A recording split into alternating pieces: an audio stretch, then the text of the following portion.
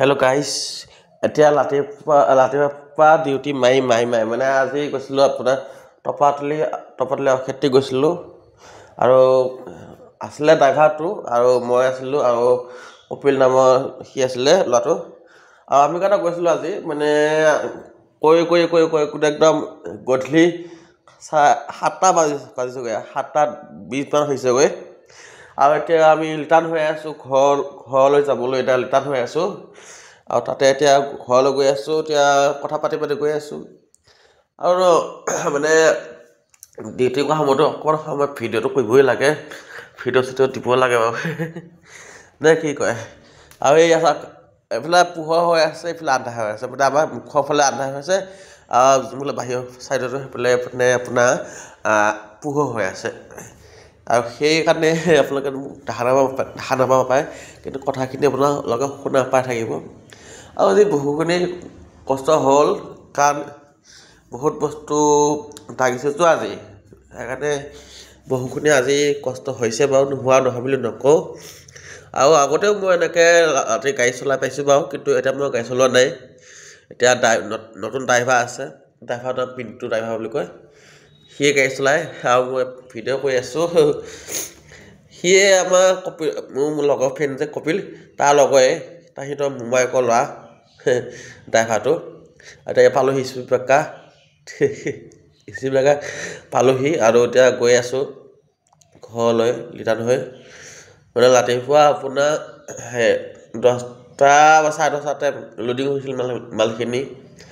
আৰু 11টা-12টা মানত ওলাই দিছিলোঁ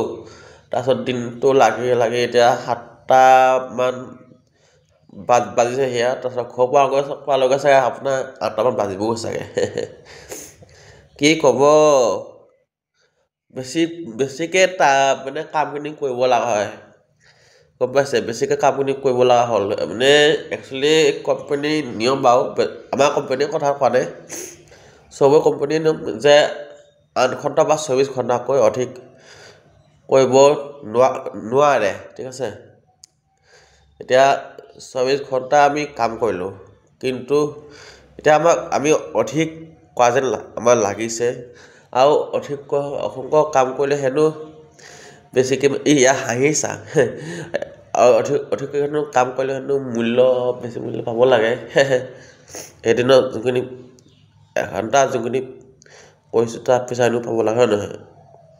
মূল্যটো পাব লাগে বাৰু আপোনালোকক কি ক'ম আমাৰ কোম্পানীটো সেনেকুৱা নহয়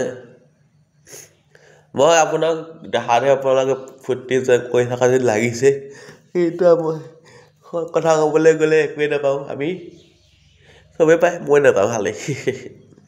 এইবিলাক পাছলৈ কথা বাদ দিছোঁ আৰু চাই যাওক কি ধুনীয়াকৈ ভিডিঅ'টো কৰি গৈ আছোঁ আৰু আপোনালোকে এনেকৈ নাইট লাইফটো ইনজয় কৰি যাব পাৰে আৰু এতিয়া চাৰিখনৰ গাড়ী গ'ল আৰু এতিয়াও